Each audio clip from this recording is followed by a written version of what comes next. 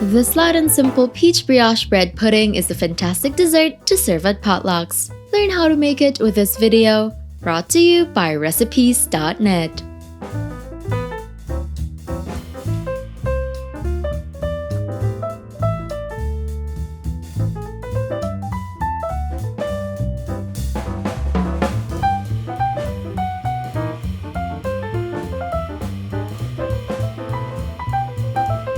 Preheat the oven to 350 degrees Fahrenheit.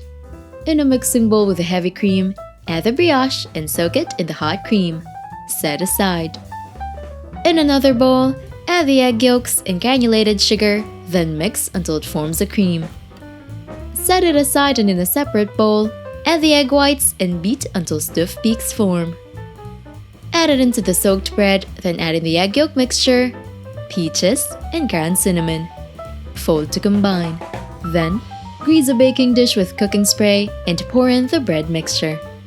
Bake for 45 minutes until hot throughout. Garnish with whipped cream and chocolate syrup before serving.